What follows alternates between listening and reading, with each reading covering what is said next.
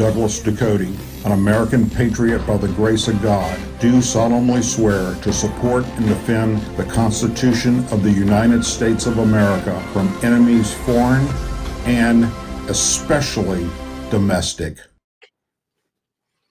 Hello, American Patriots. Thanks for joining us for another episode of the Douglas Ducote Show. I hope that you all had a Merry Christmas wherever you were at. I also hope that you kept in mind our men and women that are serving in not only the military overseas, but also in law enforcement across our nation that give us the freedoms to be able to celebrate whatever holiday we want. Too often we take for granted our freedoms here in America, which is, by the way, under attack. A lot of people have been asking me over the past several weeks, if not even months, to talk about what's happening with our Second Amendment rights across the nation, but also what's taking place right now in the state of Virginia, which is kind of ironic because that's where our founding fathers put together what became our Second Amendment and started piecing together the sections and the parts of the Constitution that would go on to lead us where we're at today. All across that part of our nation, great American patriots did wonderful things to help bring us where we're at with all of our rights that we have here in the United States. And through the years, many, many people have died supporting those rights and still are dying today. Just over the holidays, we had a soldier that lost his life over in Afghanistan. So I posted that. I talked a little bit about that, and I hope that you all will keep their family in your thoughts and prayers. We have men and women deployed all over the globe right now. And all of that goes back to our founding fathers and what today we perceive as a threat or a danger to America, to our sovereignty, is where we send our forces so that we can battle them, whoever them happen to be, whether it's the Taliban or ISIS or whatnot, overseas and not here in America. One of the things that we have that's kept us as American citizens protected for so many years from other countries invading America is our Second Amendment rights. Unlike any other country today, and through many, many years, other countries realize that if they were to send forces into America, actual ground forces, they would not be up against just our law enforcement, our National Guard, but they would be fighting against our citizens. That was one of the things that actually kept the Japanese during World War II from launching a full-scale land invasion right here in America, other than what they did with an air assault in Pearl Harbor, was that they knew that pretty much every other household had a weapon. And that is factual history. It's well documented in Japanese history and American history for that period, that time. So think about that for a moment. When another country decides they're going to attack America and then decide we can't send our troops on the ground because they will be slaughtered, not just by law enforcement, but by the citizens who have the right to defend themselves and their families, the right to bear arms. And they look at the Constitution. Now, yes, our Constitution, our Second Amendment rights were designed to protect us from our government. But today, as we have over the past 50 plus years, have looked at it as also a way to protect us from other foreign enemies coming here and doing damage to us. Over time, and we saw more of this during the Obama administration, we had a lot of those on the left and the Democrat Party that were looking at gun confiscation. They were looking at ways to take away weapons. Now, look, I'm going to give the average person that's against guns the benefit of the doubt and say that they actually believe, and they do for the most part, that if they ban weapons or if they put more restrictions on weapons, it would cut down on the crime. It would cut down on the killings. Less people would die due to a gun. But that's where they're thinking outside the box.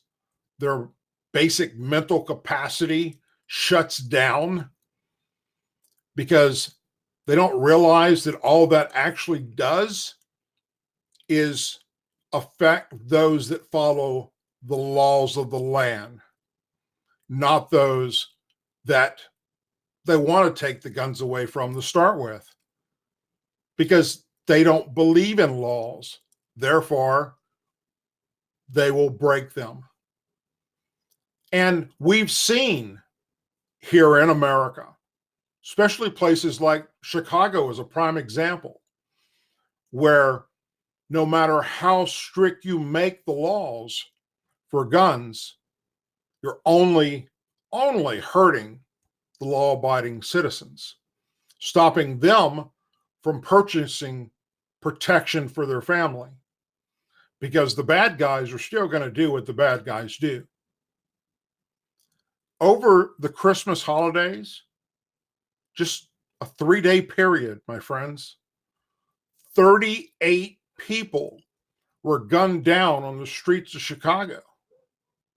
We're not talking about Iraq, Afghanistan, Pakistan, Libya. We're talking about Chicago, Illinois, United States of America, where a law-abiding citizen doesn't have the right to protect themselves. And, although law enforcement there tries to do the best they can, their hands get tied. And everything, legislation-wise, that should be helping when the cities and counties become Democrat-owned and they can't think outside of that box, actually enables the bad guys and hurts those of us that care and want to defend ourselves, our property, and our family members. So that's what this show is going to be about today. We're going to discuss what's happening right now. I'm surprised, I really am, in just over the holidays, the people that I talked to in person that had no clue what's going on right now in Virginia and what they're trying to push through with the upcoming 2020 legislation in the state, and how that will be a major stepping stone to affect everyone else. So when people say, oh, well, that's Virginia, that's not going to affect me in Texas or Wyoming or Louisiana, no, you're wrong, because it will. If Virginia gets away with what they plan to do here very, very soon, it will be a firestorm like America has never seen, spreading across this nation. And I say that because there's a lot of other things that are coming into this picture that a lot of us that are following it are aware of. But the average citizen out there just trying to make a living, doing their thing, raising their family, have absolutely no clue. So we're going to take a quick little break. And when we come back, we're going to dive into what is known now as Virginia Bill 16 and how it will affect, if it's enacted, every law-abiding citizen slowly but surely across this land like a fungus growing out of control. So stay right where you're at, and we're going to be right back after this short break. Hello, American patriots. Douglas Ducote here. The Second Amendment, it's not for hunting. It's for protecting ourselves against our government. Well, the last thing you need to worry about is your weapon being rusted and not working. Folks, here's your product. FirearmGuard.com. Use promo code Doug for free shipping. This will protect your weapon from any rust and mildew issues. I, Douglas Ducote, an American patriot by the grace of God, do solemnly swear to support and defend the Constitution of the United States of America from enemies foreign and especially domestic. And we are back. Thank you for joining us again. And again, I hope everybody had a wonderful Merry Christmas. Remember, always, I do during the holidays, not only because it was the way I was raised and my family served our country for many, many years, but I did as well. Remember our men and women that serve in law enforcement, first responders, and our brave U.S. service members that are constantly out there on the front lines defending our freedoms.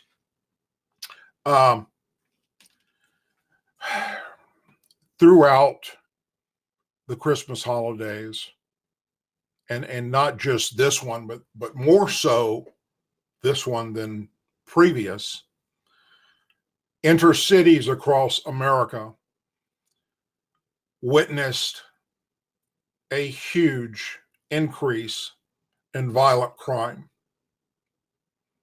And you can track this, all right? You can look at the statistics that are open on the internet for you to see from the Department of Justice and the FBI and all the different agencies, ATF, that look at the trend and where it's taking place at. Where are the major gun battles with gang members and block on block crime and people doing bad things to other people?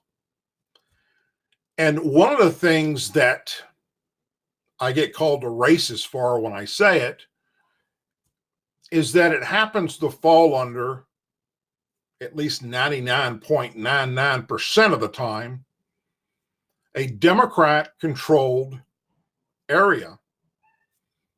A city that is run with Democrat mayor, Democrat councilman. That's where the poverty is. That's where the rundown housing is. That's where the schools are crumbling. That's where there are people starving in the streets and homelessness. Look at San Francisco, Chicago, as we mentioned in the beginning of the show. Places like Philadelphia and Memphis, New Orleans, Baton Rouge, Louisiana, my hometown, Oakland, California. You go all across America, pick a state, pick a city. I don't care if you're Democrat, Republican, conservative, liberal. You pick a place in America where there is an excessive amount of violent crime taking place in a section of that city And you're going to find that it is controlled by Democrats. And that is just a fact. I don't make this shit up. I wish it wasn't true. More so because I'm ashamed of what happened to the Democrat Party. Okay, it's not the party that I used to belong to. It's not the party that my family used to belong to. It's a party that was hijacked by far left liberals and destroyed. And today, it continues to be infiltrated more and more by liberals that want to destroy everything that is good for our human race. And it's absolutely disgusting. You know, and look at the leaders in the black communities. Think about who they are. Just think for a second. Al Sharpton, Jesse Jackson, Farrakhan, a bunch of race-baiting, flame-throwing bigots that don't care about the black-on-black crime. They don't care about the inner cities going to shit in a handbasket. Nope, not at all. They only care about keeping people suppressed, oppressed, keeping people down. They don't care about going into these cities and fixing this problem. Because every time it gets attempted, here's a prime example. And you can ask this to damn near anyone in law enforcement across this nation. They're going to tell you the same thing. Every time law enforcement comes up with a way that they can help stop the murders, stop the raping, stop the pillaging that takes place, stop all this horrible black on black crime where they're just trying to annihilate, it's out of control. It's an epidemic. Every time they find a way to help cut back on the drug sales that are illegal drug sales that are happening, all the things that are bad for the human race, when they find a way to do that and they implement it, people like Al Sharpton speak up.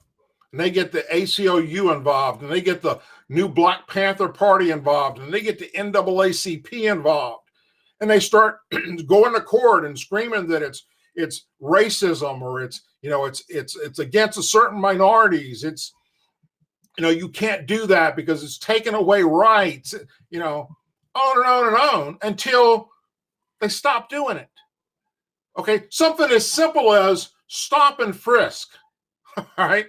Where if you see someone walking the street in a bad area at 2 a.m. in the freaking morning, maybe they're up to something no good. What's wrong with having a police officer being able to stop them and find out who the hell they are? Asking for ID, checking to make sure they don't have a weapon on them. But you can't do that anymore. Law enforcement's hands are being tied time and time again, all over our country. And then you get out in places like Oregon and Washington State and California, hell, up in New York, Chicago. Great place where they've managed to basically take away law enforcement's tools to do their job over the fact that we're going to offend someone or it's not politically correct. In the history of America, have we done some things that are absolutely wrong and we sure don't want to repeat? Of course we have. And anybody that says we haven't, well, they don't know anything about our history.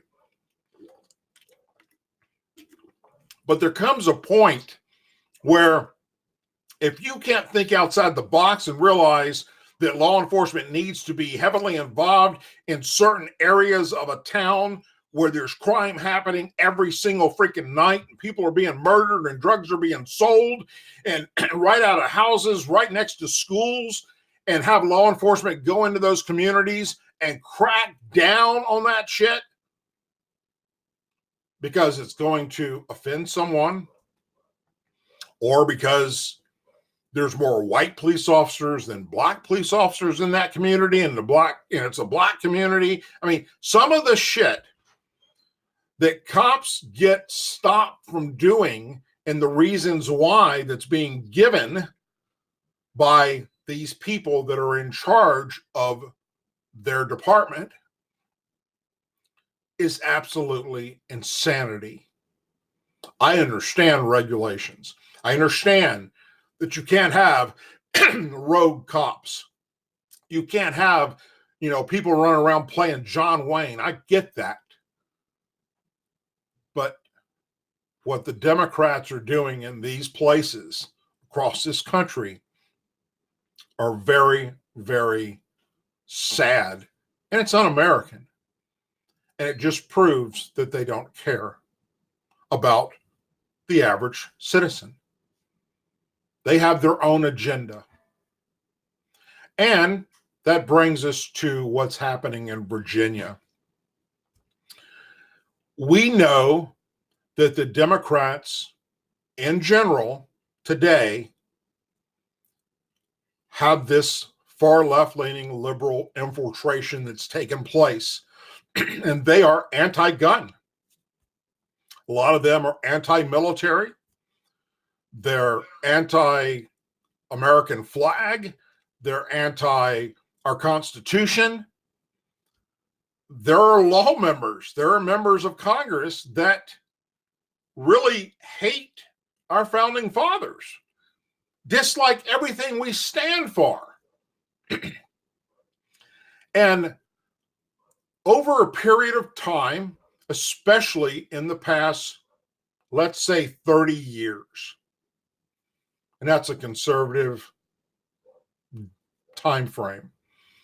Let's say the past 30 years, the Democrat Party, every chance they get, they try and do whatever they can. And again, I'm going to give them the benefit of the doubt. Do something, pass a bill, something, anything to help curb the gun violence. But they're too stupid. They're too ignorant to realize what they're doing not only infringes on the rights of the law-abiding citizen, but it enables those that don't give two shits about the laws that they want to pass. They don't care. Under the Obama administration, 8 years.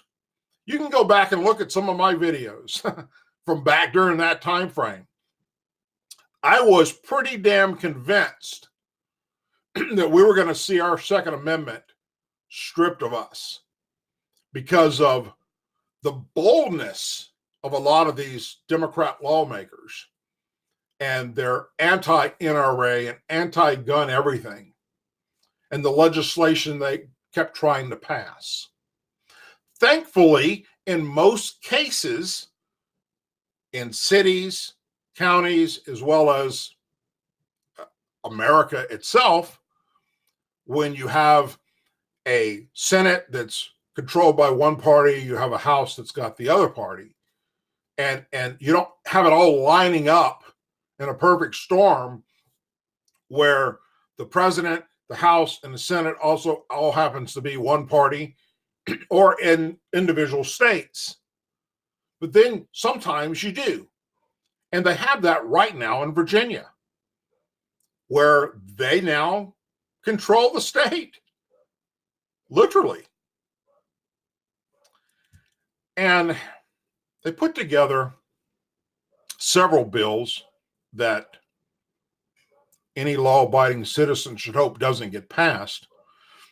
But it was to help curb gun violence. It was to help stop bad guys from getting guns. All right. As if that was actually a thing. And it's called Bill 16, Virginia Bill 16. I'm not going to go into this entire bill, but I advise you to look it up and check it out for yourself so you can see exactly how they've written this. And that's the problem with the bill. The way they wrote it and the things they put in it are going unnoticed. And there's a reason for that, and that's because of all the impeachment that's going on right now. The Democrats are making sure that that's all the news media covers is the impeachment. Russia collusion, Ukrainian stuff. It's a smoke and mirrors, and we know that because Trump's not going to be impeached. But it's to distract you from what they're able to do at the lower levels. And in this case, we're talking about just Virginia. Now, step aside for a second. We know all the different things Democrats have passed gun-wise that haven't worked. Chicago is a prime example. San Francisco, all these cities where there's major crime with gun violence. Look them up. They've got all these laws that do not work. Why? Because the bad guy doesn't care about the law. But what they did that's so unique with this particular bill, 16, that you need to be aware of, and thankfully the NRA caught wind of this, especially a lot of the 3%er groups caught wind of this, and they started spreading it all over social media. The way they wrote this goes beyond banning the scary black AR-15 assault weapon. The way they wrote this, if you have a weapon that can hold a 10-round magazine, not that you would use one, but if it could hold one, it's illegal. If you have a weapon that has a pistol grip that's not a pistol, it's illegal. If it has a front assist grip, like most people have on their AR-15s or different type hunting rifles that can hold those type situations or type devices, which give you better accuracy for holding the weapon, it's illegal. If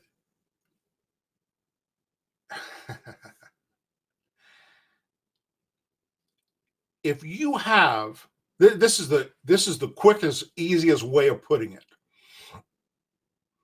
Think back to our founding fathers and the guns they had back then during the Revolutionary War. Single shot, muskets. The way they wrote this bill, if you have anything other than that type of historic weapon, you will become a felon. Because all the little ins and outs that pertain to a semi weapon, whether it be a pistol or a rifle, this affects. Holding a clip, this affects. But then they go further. And they say, if you teach someone how to shoot a weapon that's within this category of Bill 16, which is all weapons, guess what? That's a felony. If you teach your kids gun safety and take them out on your private property, like I do with my kids often, to practice, to be comfortable with weapons, to protect themselves, to know right from wrong and how to handle themselves safely, you're a felon. It's so absolute insane the way they wrote Bill 16 that the local sheriff's departments throughout the counties, and I may be off by one or two, but I believe there's 94 counties in Virginia. Well, 92 of them had their sheriffs decide that they're going to become a sanctuary county for the Second Amendment, and that Bill 16 is unconstitutional, and it basically strips away your right of the Second Amendment. Law enforcement officers, these sheriffs of these counties, when they looked at this bill, said, we're not going to enforce this. There's no way in hell. It goes against America's Second Amendment rights. It only protects the bad guys that don't follow the law. It restricts the law-abiding citizens from putting a shield between them and the bad guy. We're not going to do it. And then what happened? Then these dumbass Democrats in Virginia started floating this idea out there that, you know what? Since our governor, Ralph Northam, that's the guy that he's the only one that got away with wearing blackface and didn't get kicked out of Congress or out of governorship or whatever. He's still there. Yeah, that Ralph. Not that I give a shit about blackface, because I think that was all bullshit to start with. But that Ralph that nothing happened to when all kinds of other people got their lives ruined over it, that guy supports this bill. So they went and sat down with the governor and they said, hey, look, these sheriffs got together and said, not happening. So what are you going to do about it? And he said, well, what do you propose? Well, you're the commander-in-chief of the state's National Guard. If we pass this bill and they refuse to enforce it, then, Governor, you're going to have to activate the National Guard to enforce the bill because the sheriffs won't enforce it. You're going to have the National Guard activated to go arrest all these sheriffs. Did Governor Ralph Northam say, you've lost your freaking mind? No, he didn't say that at all. He's considering it. So then the sheriff said, I tell you what we're going to do then. You want to play that silly ass game? We will deputize, and they have that right, all law-abiding citizens in our county will now become law enforcement officers. If you think you're going to activate the National Guard to come take away our guns. And that's what they want. If this bill passes, if Bill 16, this House bill goes through, this Senate bill, that's what will happen. You will have to turn in your guns or become a felon and go to prison. That's 95% of every Virginian. Think about that for a second. So they said, well, we'll deputize them all. You're a law-abiding citizen. Guess what? You're now a deputy. Now what the hell are you going to do? The new General Assembly starts on January 8th, 2020 in Virginia. where they plan to start introducing and finalizing basically what we call in law enforcement 5150 bills. And 5150 means that you're dealing with somebody that's mentally unstable, to put it bluntly.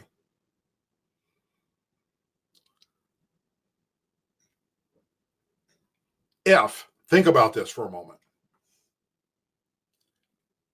If this was to go into effect, if this was to pass, this bill 16, don't forget that number. If they put it in the law, and it's already been well stated that law enforcement will not enforce it at the sheriff's level. Individual city police, most of them aren't even involved yet. Most of them aren't elected by the people.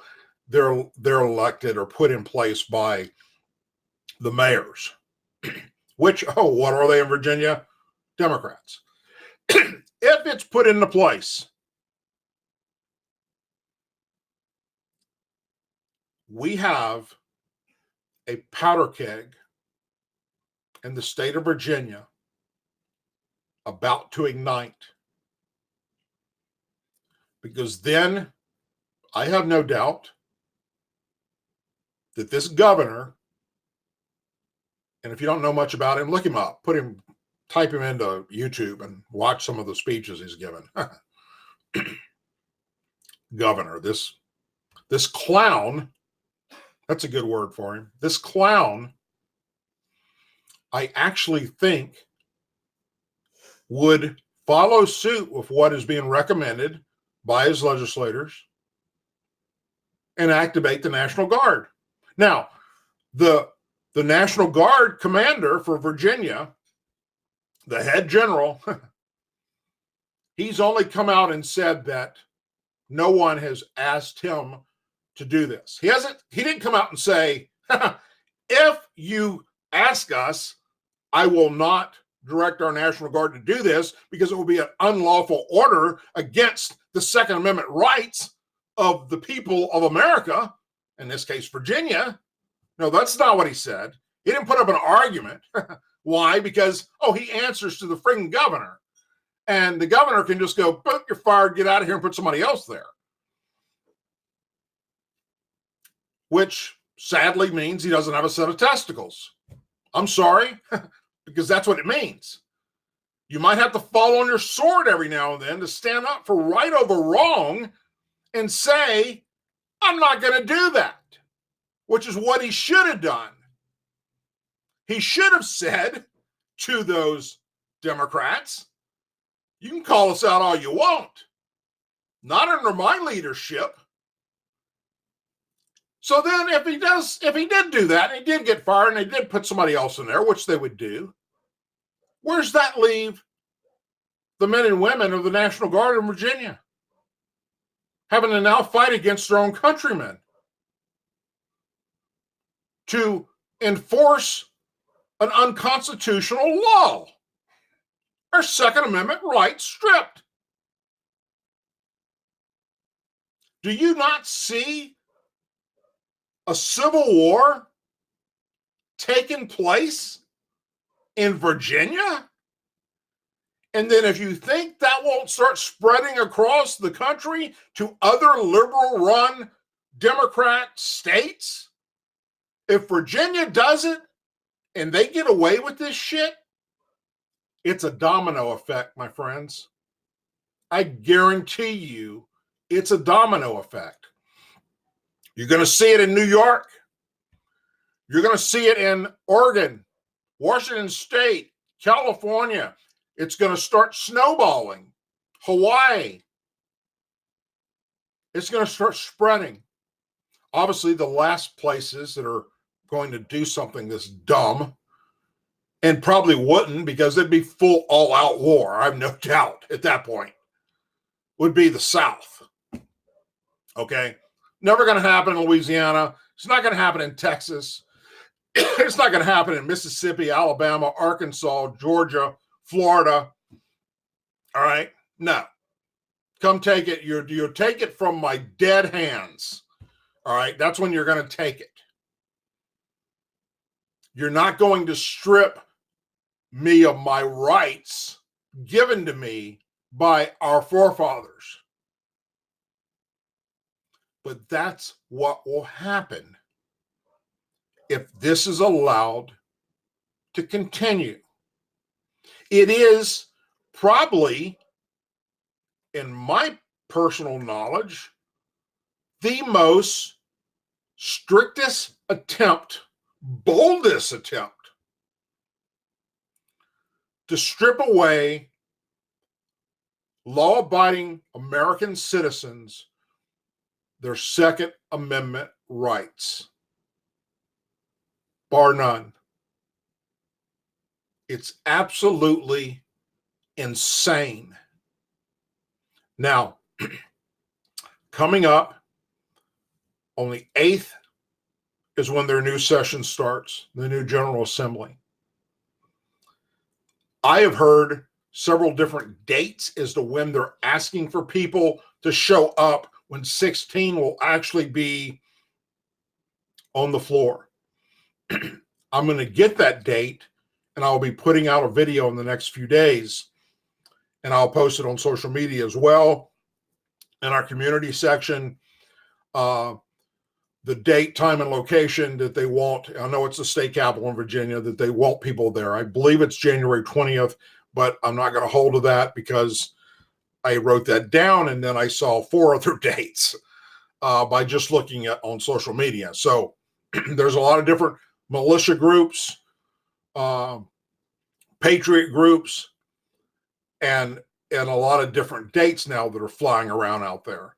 And I don't want to give you the date that basically I'm going to ask you to show up for if I don't have that completely locked in. But I will get that if, they're out right now in recess because of the holidays. That's the big thing. And I think that's why a lot of these dates are kind of thrown around there. But I will find out and I will get that out there. And you'll hear more about it on social media. I'm sure hopefully soon, probably Monday or Tuesday next week, Fox News will start doing a story on this and talk about the actual date that this is going to take place. That they want, or we want, American patriots to be there to show support for the Second Amendment. That's right. I find this just, we're actually going to be asking Americans from across our nation to go to where our founding fathers started piecing all this together for us. That part of town, my friends, that part of the country, to protect what they put into motion. It doesn't get much more insane than that. And it's outright scary. For those of you that follow a lot of politics and are actively engaged and involved with looking at what is happening at state levels as well as federal levels with laws and with politicians, you're pretty much feeling the same way I am. Well, how the hell did we get here? Something just as bad as this is Ali Khan Omar, Rashid Tlaib, AOC, that blatantly come out and tell you how much they hate law enforcement, our founding fathers, and our veterans, and our military. And they're sitting members of Congress.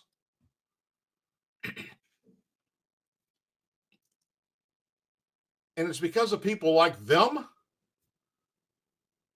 that we have the Second Amendment. It's not for hunting.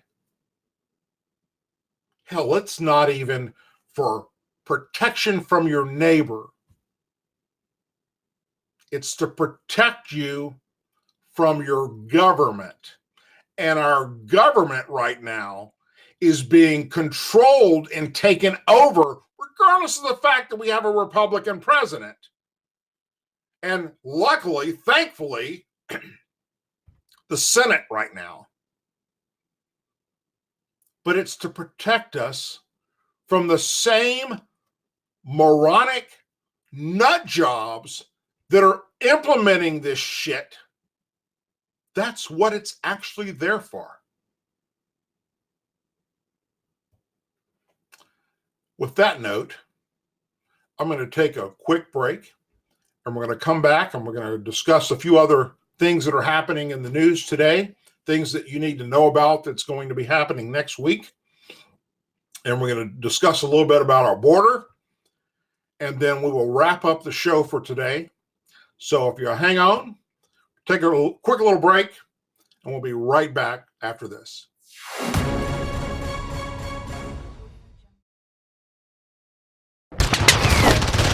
Protect your guns and ammo from moisture, mildew, and rust. Use promo code OBC for free shipping on your next purchase. Made in America by Americans. Lifetime warranted. FirearmGuard.com. I, Douglas Ducote, an American patriot by the grace of God, do solemnly swear to support and defend the Constitution of the United States of America from enemies foreign and especially domestic. And we are back. And I want to apologize for the little throat coughing thing I got going on right now, but I've been sick over the holiday. Here we go. I got sick over the holidays. My wife got sick. My son got sick. One of my sons. And I'm still recovering from that. So I've got this scratchy throat thing still happening. I finished up my antibiotics today. I actually got a steroid shot a couple of days ago to help with this. So we've still been coughing and yakking, and but we're surviving. We're getting through everything. But we're drinking a lot of water and taking a lot of cough medicine. Okay, where are we at with this impeachment BS? Before we went to the holidays, I went pretty in depth about what's going on and why we're at the point we're at right now. It's all because, and we're talking about, Trump impeachment. It's all because the Democrats can't run on Trump's accomplishments because he's got so many of them. Can't run on the economy, can't run on veterans issues, can't run on our military issues, everything that you would normally run on when you are, when it's election time, they can't do it. And they know that they're about to fail again, which is why they kept throwing up all this stuff. They've been talking about impeaching this man since day one. Okay. Rashid Tlaib, when she was elected into the Senate, the day she was elected in, she said, and I quote, you can look it up, don't take my word for it. I quote, "I was elected to impeach the motherfucker." That's what she said. All right? Google it. Look it up on YouTube. A sitting member of Congress said that. The day the man was sworn in, they started talking about impeachment. They talked about impeachment for Stormy Daniels, impeachment for the college scandal, Russia collusion. Now the Ukraine thing, the weakest of all the stuff they had that they talked about impeaching the guy on, they actually in the House impeached him on the weakest link that no way in hell will pass. So now they realize that. Nancy Pelosi realized that when they did it. That what did we do besides waste millions of the taxpayers' money? What did we do? Without the Senate, he's not going to be impeached.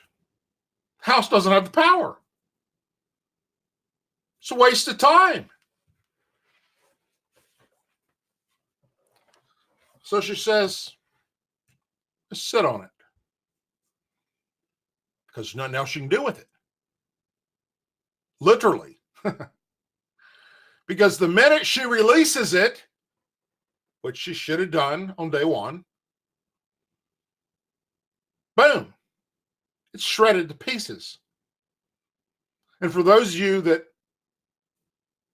don't have a life like me and sit there and watch news 24/7 and watch C-SPAN and all the hearings that took place, not that I don't have a life, but that's my job now, is to pay attention to this shit, realize that they don't have a case and realize that this isn't going anywhere. In fact, it's probably going to go down in history as the biggest failure that's ever happened to the Democrat Party. At the same time, we're watching those that are running on the Democrat want to be the actual person that will go up against Trump in 2020 spew out socialism. Elect me, and I will make America Venezuela, Cuba, the former Soviet Union. It's insanity. We had Cory Booker saying, I will rewrite the Constitution and bring it up to date. We had Buttlick, or whatever his name is, Buttlicker, saying that I'm going to, yeah, hell yeah, I will take away AR-15s. I will take away guns. We have a group that wants to be your next president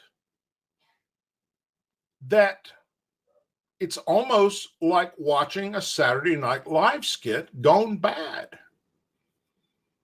It's scary shit because they're being honest.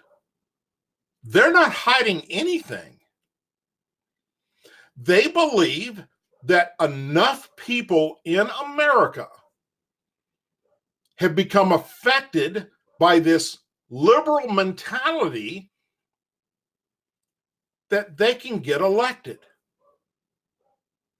and turn America away from what they believe it's become, which is a racist, bigot nation that thinks we're better than everybody else. Well, if you're a veteran, or if you just happen to be blessed enough to afford to travel around the globe, you know that yes, we have our faults here in America, and yes, there's lots of improvement that needs to be done and can be done and should be done,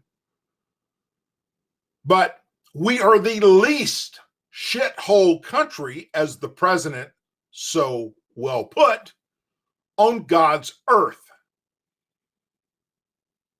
These people that want to be your next president that are running on the Democrat side have never had that chance to go see what's actually outside the big door across the ocean. They've never been to the Middle East or Europe, Southeast or Southwest Asia, Central or South America. I've been to all of it. And I'm here to tell you, it sucks. And every time, I was so glad and so thankful and so blessed that I'm an American. Every day I wake up and I think, we got our problems. There's a lot of shit happening in America that needs to be fixed. Yes, I get that. But when it comes to the other countries on this globe that we share,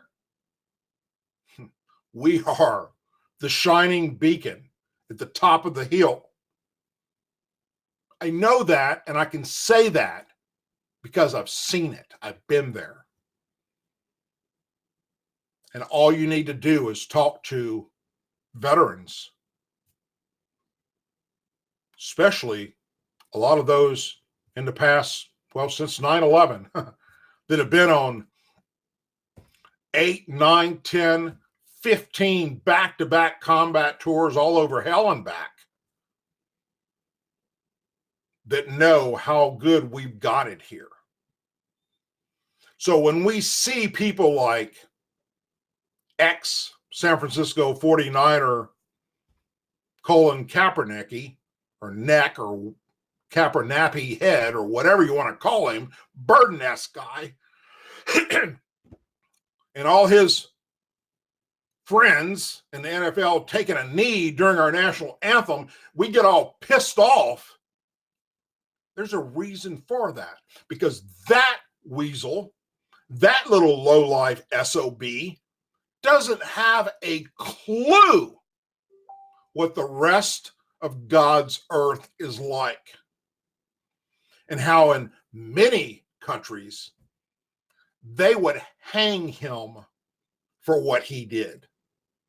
But here in America, he has the freedom to be a complete and utter moron. Which, hey, when you're a free country, sometimes we have things that I feel are just wrong. Okay? I'm sorry. You want an example? Let me give you one. If you go burn the American flag, nothing will be done to you. You can go burn it in the middle of the street in any downtown area, as long as you have a permit for a fire. Got to get a permit, and then you can go set the American flag on fire. Nothing will be done to you. But we have an American right now that lit an LGBT rainbow flag on fire and was charged with a hate crime that's doing the rest of his life in prison. What the hell is wrong with that? How did we get to that point where I can do whatever I want to the American flag, the flag of my country that our forefathers fought and died for, that so many Americans have fought and died for and continue to fight and die for today? But if I do it to a rainbow flag, I'm a racist bigot that needs to go to prison for the remainder of my life. So when I say we've got some problems here in America that need to be fixed, well, that's one of them. When we've allowed NFL players to take a knee and not fire their ass and say, you anti-American son of a bitch, we're paying you millions of dollars to throw a freaking pigskin around and catch it and run and get hit in the head, and you want to pull this silly shit and disrespect our flag, our country, and all those that served under it, and all those that came home with their bodies, with their coffins wrapped in it? That's a problem. That's a problem that needs to be fixed. President Trump, God bless him, he's doing all he can. He's up against I don't know. I'll be honest. I don't know how the man continues, but he's got the willpower and the stamina to just keep facing that storm. And it's not necessarily him that they want to destroy as much as it's you. He's just the conduit. Okay? That's all it is. They want you. If you consider yourself an American patriot, someone that bleeds red, white, and blue, that supports our law enforcement and our veterans and our military, pro-Bible, pro-flag, proud, you like to take your family to the 4th of July outings and to Memorial Day celebrations and Veteran Day celebrations, then you're a danger to the Democrat Party. And it's okay with them, because not a single one of them have yet to condemn the actions of the far left groups like Antifa that take to the streets and do harm to innocent men, women, and children. And they're all just a bunch of dumbass, Tide Pod eating, tester glue sniffing freaks of nature, sadly. Which, by the way, if you're on Twitter, don't make a joke about eating Tide Pods, because then you get banned for promoting suicide. That's right. I'm no longer allowed on Twitter because I asked AOC a question. I tweeted to her, how many Tide Pods have you actually ate? Boom! I'm removed from Twitter for life for promoting suicide. That's how crazy we've become. That's the kind of things when I say we've got problems and we need to fix them. And look, right around the corner, we have elections, folks. And if we do, God help us, please, if we do keep 1600 Pennsylvania Avenue and we keep the Senate and the House, we are back. And the Republicans do the same shit they did the last time we had all three, then every one of them need to be removed from office, because that's bullshit. They had the opportunity to fix a lot of this shit, and they didn't do it. They had the opportunity to pass the money to build the wall, and they didn't do it. They had America given to them to fix after 8 years of the Obama administration, and they failed us.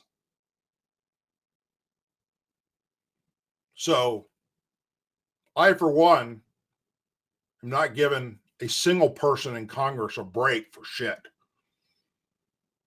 And I say all the time, when people say, well, wait a minute, how can you say bad things about Republicans? Aren't you a conservative? Aren't you a Republican? Of course I am.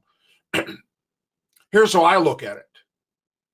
If we send you to Washington, D.C. to work for we the people, regardless of your political power, your political party, and you're up there working for yourself and to make millions of dollars, and you forget about the people back in your district, then I'm calling your ass out. And more people need to do that. And more people need to be involved in their local elections as well as their state and federal elections. Just tonight, I shared with a friend of mine, we were talking outside. I said, the problem is when you look at elections all across this country, sadly, 80% of the people that register to vote don't vote. So you end up with this small percentage. And out of that small percentage, half of them don't do their homework. And they just vote on party lines because their family did it through all these years. And we end up in a very sad and scary situation. The last thing I want to talk about before we close out the show, and I will bring my producer on as well right before I do this, or right after I do this, is for those of you that have been following a lot of the work that we've been doing with Team Ducote, we're getting ready to embark on our border tour from Brownsville, Texas, all the way to San Diego, California.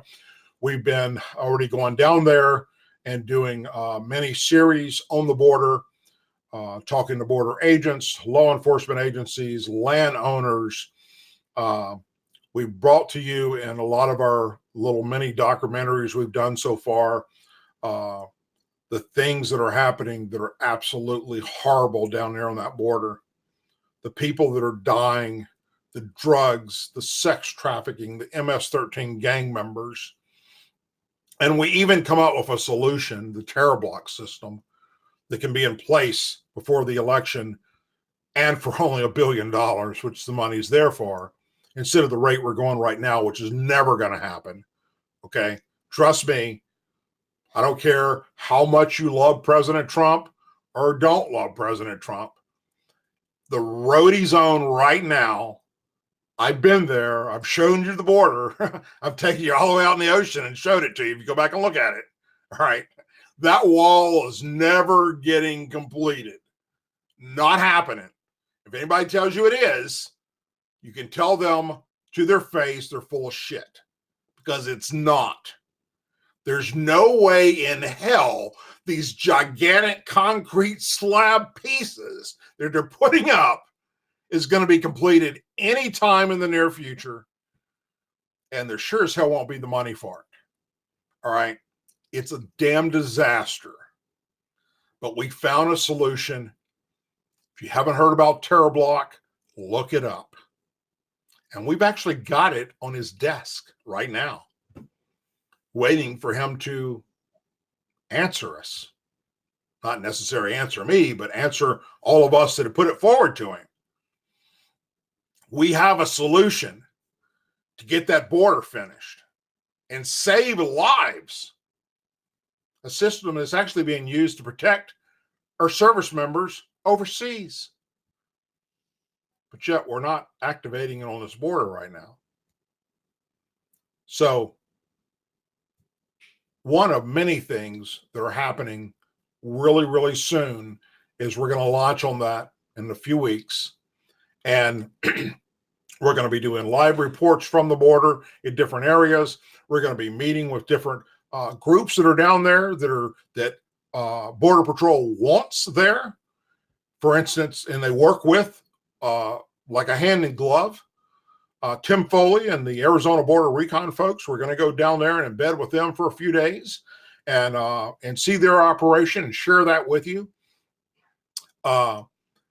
Those, there are some groups down there, militia groups that Border Patrol doesn't want, or they've ran off because they want to be a bunch of cowboys. All right. And I get that. That's not very helpful. But there are some groups down there that we're going to be showing you and interviewing, talking with. They're doing great things. They're saving lives. All right. Literally saving lives. And helping stop the bad things that are happening on the border. The MS-13 gang members, the sex trafficking, the drugs, the cartel, the list goes on and on. It is an absolute nightmare down there. And the media stopped talking about it because, just like they're not talking about Virginia, because of impeachment. And CNN and MSNBC ain't going to show it to you any damn how, regardless if that wasn't going on, because it's outside of what they want you to believe. So with that, please welcome my producer, Dustin Gold. Dustin, how are you, my brother? Doing wonderful. Hey, I just want to bring up a couple quick points. I was taking some notes and doing some research while you were talking, and I just want to give the people some of this information on Virginia and the background of how we got here. The question is, how did we get here? And let me just tell you guys, there was a big push in Virginia starting in 2013. There was the governor's race between Ken Cuccinelli, who was the Attorney General, who is now Trump's immigration czar, and Terry McAuliffe, who was a lifelong bag boy for the Clinton family, multi-billionaire in the solar panel industry. This guy was the head of the Democrat Party. He was a giant, huge fundraiser for the Clintons. And what they did is they beat Ken Cuccinelli in the Virginia's race, and ever since then, Virginia, which was a solid red, even very conservative state, flipped blue. It didn't help that the former governor before McAuliffe, Bob McDonnell, a Republican, got involved with a lot of corruption. Him and his wife were abusing taxpayer money and campaign money. So Virginia has totally turned blue. Now in Virginia, you have a couple of issues. One, two presidential candidates right now, Tom Steyer, who owns Next Gen Climate Action Committee, another billionaire hedge fund owner in the green energy industry. This guy is a dangerous cat. He's running for president right now. You look at him and you laugh at him. Trump calls him goofy, but this guy is dangerous. I'm not going to get into today all the things he has his hands in, but Steyer has been heavily investing money into Virginia now for 6 years, buying up law enforcement, attorneys general. I'm talking about not even money in suitcases. This is for elections, political action committees. They're buying up prosecutors, local law enforcement, sheriffs all over the state. So you have Tom Steyer. You have another guy running for president, Michael Bloomberg. Michael Bloomberg of Bloomberg News. He was the governor of New York 3 times. He actually had the laws changed so he could have a 3rd term. Michael Bloomberg is a dangerous person, worth over $30 billion. Bloomberg has invested money all over this country over the last 8 years. His number one issue is to take away guns from American citizens. You could look it up. It's mainstream news. That's what he invests his money in. So Michael Bloomberg heavily invested in the 2013 race in Virginia. He helped flip that state to Terry McAuliffe, helped turn it blue. And the last is George Soros, who you all know.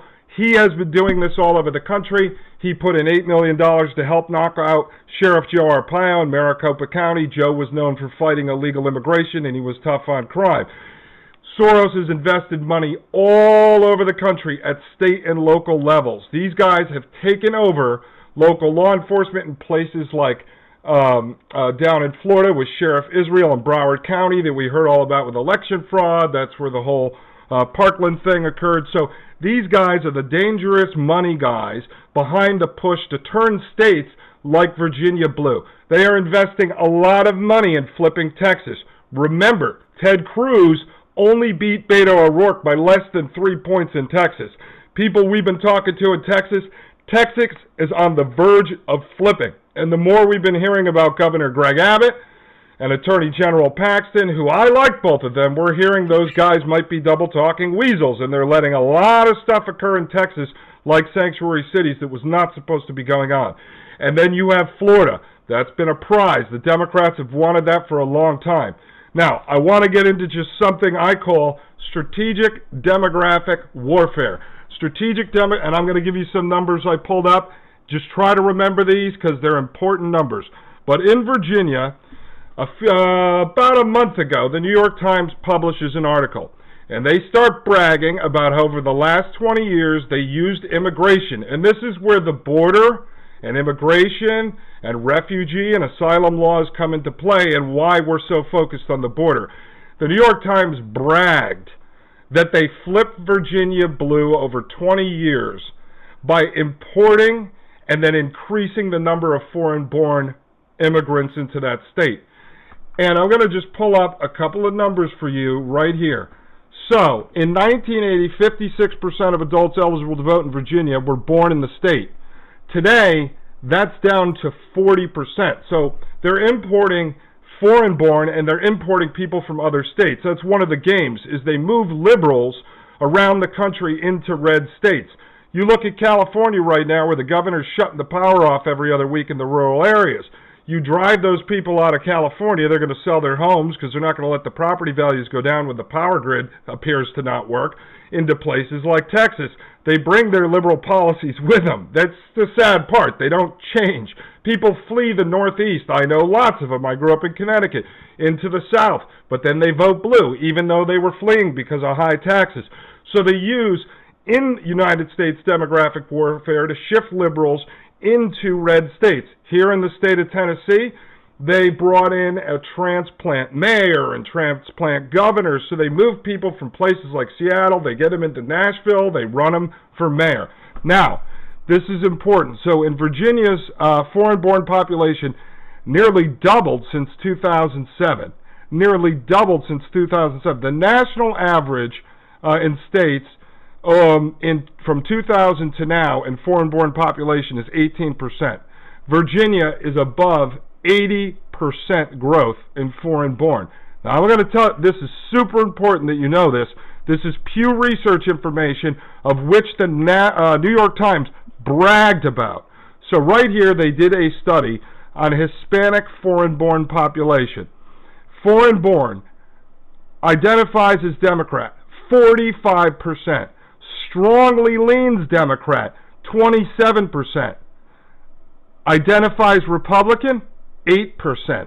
So 45 Democrat, 8% Republican, and then leans Democrat 27, and then leans Republican 19, leads Democrat 27. The numbers I'm looking at are astounding. It's insane. So you start importing all this foreign-born into red states over a period of 20 years, you're going to flip that state blue. Now, Virginia is pretty unique because the northern part of Virginia, Fairfax, Arlington, areas like that, are heavily federal government workers, and federal government workers tend to vote Democrat, in large, large numbers. And you have a lot of contractors, so that's all the pork money and all those pet projects that come out of it.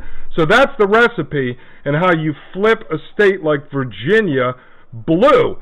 And what we have to keep our eye on here is with the border situation, and that's why we're trying to uncover that and call for this solution. You start importing, and there's thousands every day moving into Texas, and they're moving them over into Florida. You're going to flip those states blue. And that's what happened in Virginia. Demographic warfare, and then the big money from Soros, Steyer, and Bloomberg. Now, I don't know what's going to come out of this, but let me just give you one other important piece of information, because we're always talking about Rashida Tlaib and Ilhan Omar.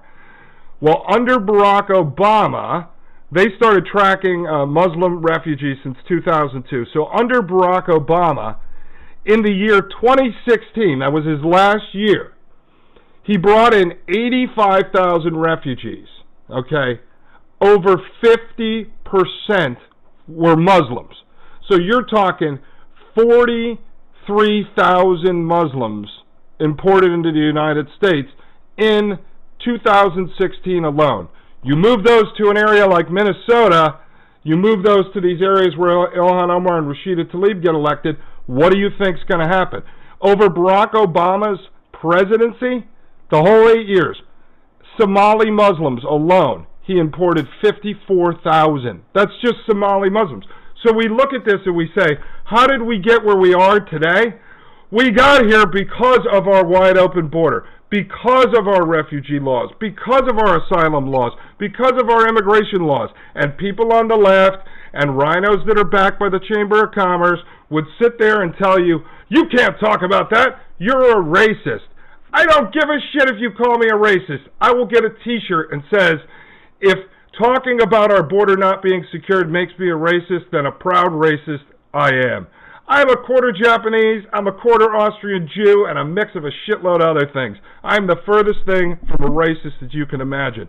I don't want to lose my country. It has nothing to do with color to me. It has to do with ideology. It has to do with your understanding of our founding, whether or not you believe in our Constitution, our Declaration of Independence, our Bill of Rights, our Articles of Confederation, our Federalist Papers, whether or not you believe that we are supposed to be a free and prosperous country, whether you believe in our justice system, whether you believe in liberty. And if you don't, then you shouldn't be allowed in here. President Trump ran on that he wanted people to come into this country who loved America, loved Americans, and loved our history. And that's how it should be. We have, right now at the border, guys, it's so important. The stuff we uncovered is so small but so big that we found out now from 2 sheriffs and one of the militia guys, and now we're going to try to get a number of sheriffs on record with this, that the 20 to 40 million illegals that have come over the border and have spread all over our country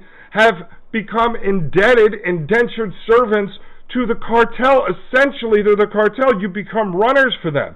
And we have information that there are actual coyotes and people that are working for the cartel because they made a deal at some point. And when you make a deal with the devil, the pact is literally, you're going to work off your trafficking debt, Jose, or we're going to kill your wife back in Ecuador. So some of these coyotes have been giving information to some of the allies we've made to actually try to get some of these cartel members and some of these dirty cops busted because they're stuck in this life now. And I'm not saying I have sympathy for them. They made their deal. They got they made their bed. They've got to lie in it. But what I'm saying is this shit is spread all over our country. You look at Los Angeles, where cops are catching typhoid fever. Look at San Francisco. Look at Seattle. Look at these places where there are tent cities set up and people are shitting on the street like they do in India. There's an off-duty cop. He's got a number of videos on YouTube where he straps a GoPro to a bicycle and he drives around all these back roads along the water where the tent cities are. And he stops and talks. Almost everyone he's speaking to can't speak English. So we're literally importing these people over our border that are illegal aliens and letting them set up tent city mud huts like where they came from, all over the place. And what's going to happen? Demographic warfare. Not only have you increased the population in that state because they're going to count everyone, the illegals, meaning you're going to shift congressional seats from smaller red states with smaller populations over to the blue. So California will pick up 1, 2, 3 more congressional seats, but those need to be erased from a less populated area, which is going to be a rural red state, number 1. Number 2, even though you're a liberal and you're a moron and you're an idiot, doesn't mean you want 10 cities in your backyard. Okay, so what's going to happen? You're going to sell your property. You're going to move to Texas. You're going to move to Tennessee. You're going to move to these lower tax states. You're going to move to Florida, and you're going to bring your liberal policies with you, and then you're going to turn our states blue. This is strategic demographic warfare. These people like Soros and Steyer and Bloomberg and the guys that they work for and answer to, and I know a lot of you talking about UN camps setting up here. Look, it's all... A lot of this is right out in the open. They publish these things. There's white papers on it, how they are going to shift demographics around the country. And it's not, like I said, about race. The thing is that the Democrat Party of today, and I would say the crony corporatist elements of the Republican Party today, are about third world. They want to create a third world. The United States, sadly, the way I see a lot of people talking about it, and this is even amongst a lot of what we believe are young conservative groups, but they're being funded by big business guys, some of them that don't necessarily care about the well-being of us.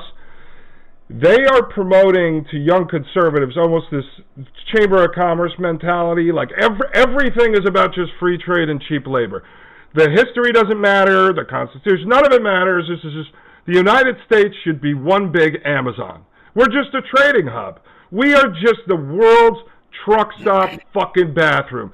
Come to America, shit on our toilet seats, piss all over our floor, use the glory hole, walk out, steal a bag of Cheetos, and drive off without paying for your gas because, well, it's America, and it's just a free-for-all. It's a giant fucking trading hub for the whole world to come here. Never mind the people who invested in this country, who put their kids through college, who take part in all that. Never mind that, guys. Never mind that, because that doesn't matter. We're just a giant Amazon. Just everyone drive for Uber and Amazon, and everything will be all right. Shut up, and Andrew Yang will give you $1,000, and then the robots will take over and will kill you, and it doesn't matter. So just be quiet. And sadly, that is where we are today, and I'm really getting pissed off because it's a strategic frickin' plan that these guys have.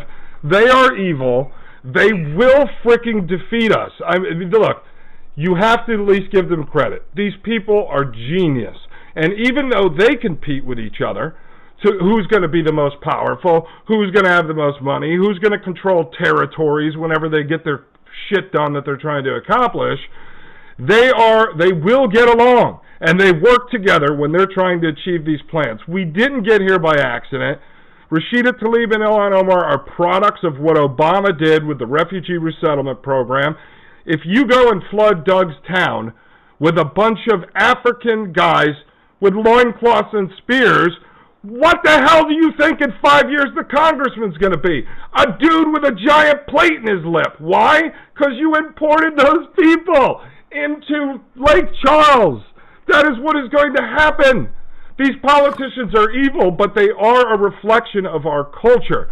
If our culture is all transgender, you're going to end up with a transgender congressman. That's the fact of how this shit works.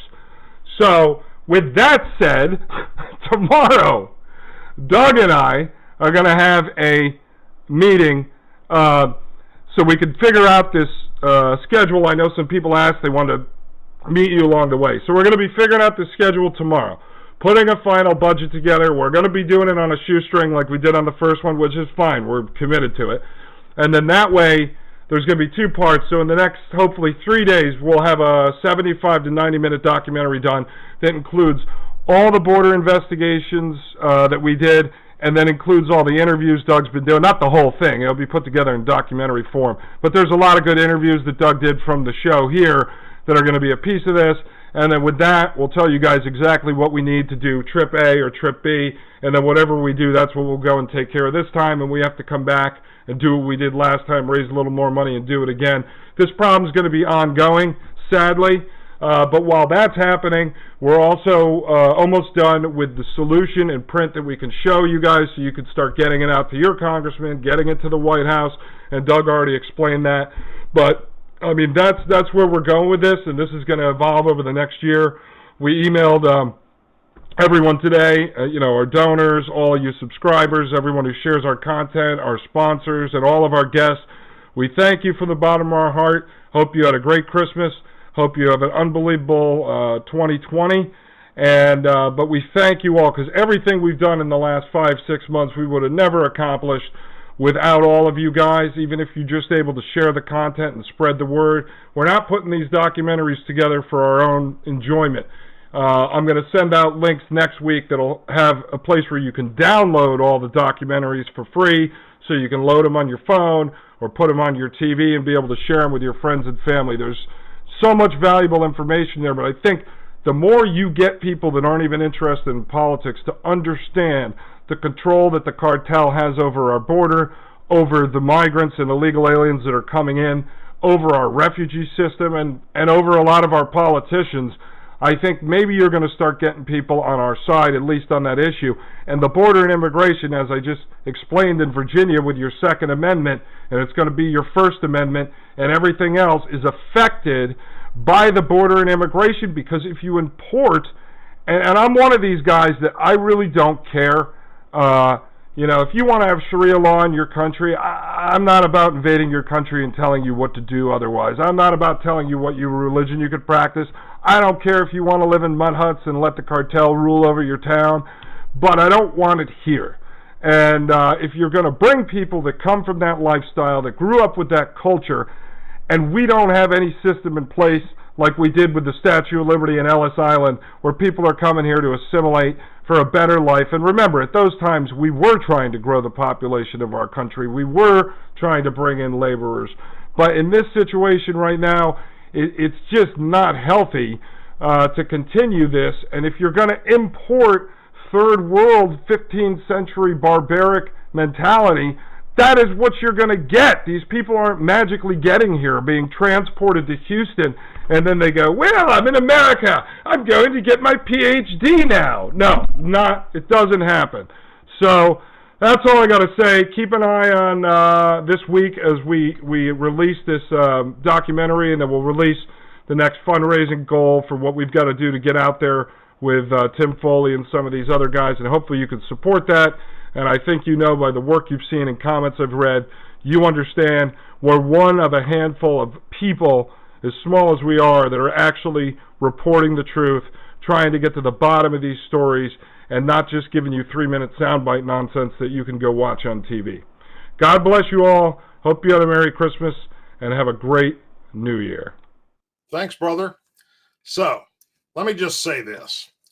If you've been watching the Douglas Ducote show, in between my 45 minutes and my producer's 5 or 10 minutes, and you're not sure where we stand, then you need to lay off the meth because we're not politically correct, and we're going to tell you the truth, whether you like it or not, or whether you want to hear it or not.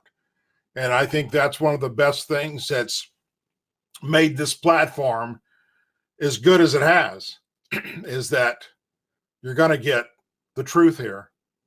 We are not into PC in any way, shape, or form. You know, he mentioned the First Amendment just recently. Hey, they're already coming after me. I told you a while ago in the beginning of the show that they took me off of Twitter for asking AOC how many Tide Pods she ate during the day. That's my First Amendment gone for something that's stupid. And I'm just one of many conservatives and Republicans that are on social media platforms that are being removed. If you're watching me tonight on YouTube or on Facebook, please, if you haven't already done so, go to our website, DouglasDucote.com, where you will always be able to find me, because the time will come as we get closer to 2020 where these other platforms are going to do the same thing to me that Twitter did. They're all connected, folks. Excuse me. And again, I apologize for this cough that I've been dealing with. So you can go to DouglasDucote.com. You can sign up, put your email address in. It's free. It doesn't cost you anything. And you'll always be able to watch the show there and be able to watch the videos as we get them uploaded every couple of days. The documentaries we're doing. There's also a Patriot shop there where you can go order some really cool stuff. That's it for tonight's show. Thank you all for joining us. As always, please say a prayer for our men and women serving the United States military, our veterans, our law enforcement officers, our first responders, their families. Their families serve too, my friends. Our angel families, our blue and gold star families, our president, and our country. We are the greatest country on God's earth, and we are that for a reason, and that is because of all those that have fought to defend our Constitution. And sadly, today, we are still having to fight that battle. God bless you all. Have a wonderful night, and I'll be seeing you soon. Support our movement. Join our cause. Stop by the Douglas Ducote Patriot Shop to get your official Team Ducote apparel and gear. I, Douglas Ducote, an American patriot by the grace of God, do solemnly swear to support and defend the Constitution of the United States of America from enemies foreign